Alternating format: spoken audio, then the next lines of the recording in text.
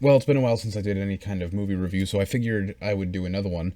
Since I talked about the new Batman movie with like one of my first, I guess, thoughts on a movie, I recently went back and rewatched the Dark Knight trilogy, and it was better than I remembered. Honestly, I mean, it was pretty cheesy in a lot of areas, and I feel like the story was pretty just simple in a lot of areas. But I don't think that there's anything wrong with that, and I think that there was some really good dialogue in there, very good acting, and overall very good storytelling. And that's the most of what I can say off the top of my head without spoiling a whole bunch. But it was really good trilogy, and I just am making this, I guess, to put that out there. And if you don't want any spoilers, then I guess that part ends here because I do have a couple specific things I would like to talk about, like so spoiler alert. At the end of the movie, of not the movie, at the end of the third movie, they like kind of tease Robin, of course, leaving you thinking that Robin is going to become a character, but at the same time, it's making you think that Bruce has retired as Batman.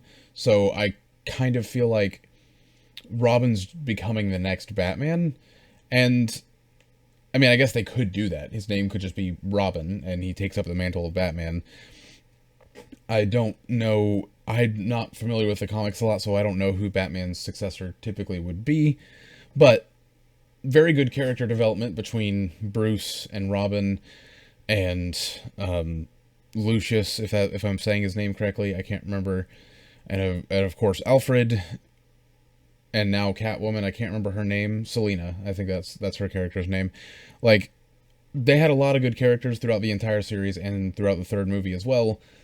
And I think the movies just got better, which is rare, honestly, to see a movie series slowly get better. I think that genuinely happened with these movies. I don't know that I would say the third one was the best one necessarily, because the second one was really good, and Heath Ledger's performance as the Joker is not really something that I can just look at lightly.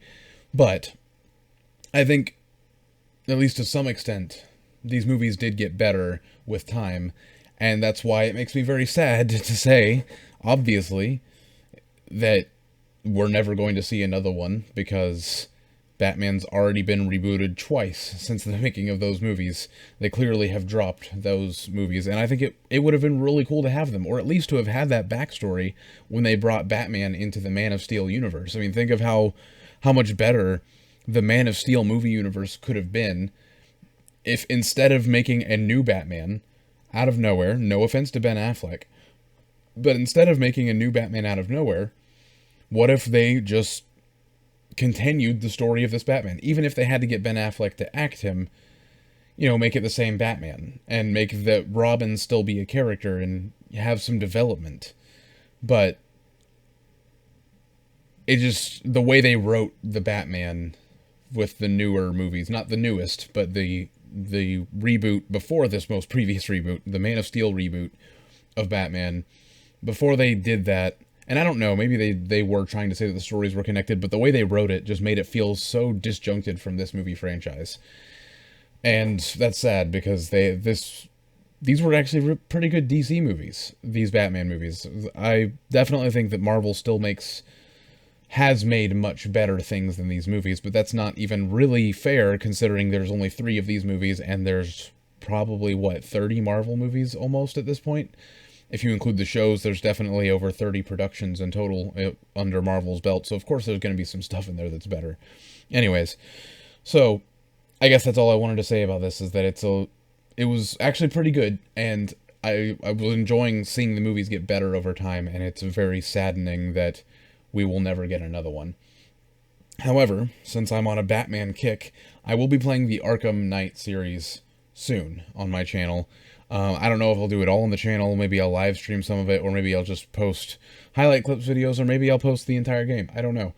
Or maybe I won't post anything about it at all, except for me talking about it after I beat the games. I genuinely don't know what I'm going to do in that regard, but I'm excited for more Batman content, and that is something, I don't know how the third game ends, but that is something that maybe there could be more Arkham Knight games if the company who made them originally wanted to, or if the franchise got bought, because I don't know if that company even still exists. I don't know what the company is.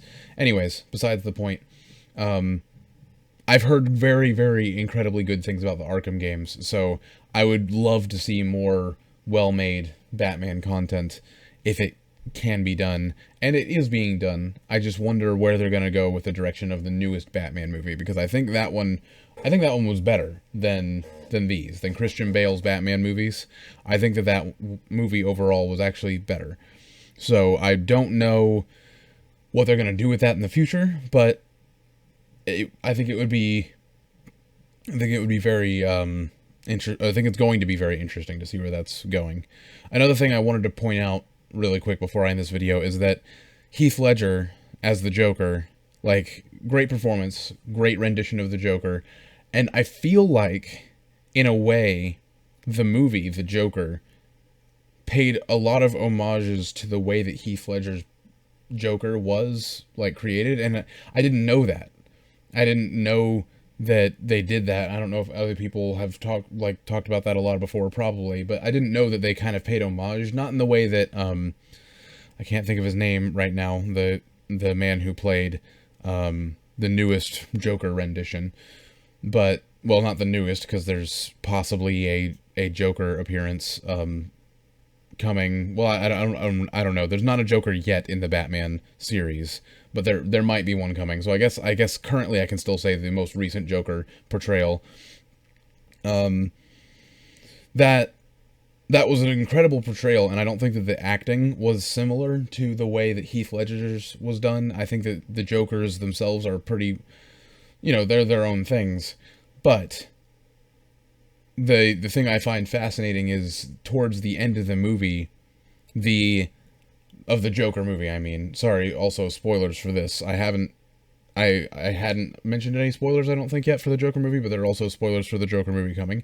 Towards the end, the Joker's inciting a mob, and there's essentially people walking around wearing, a clown mask, and they're essentially working for him out of spirit and not for money.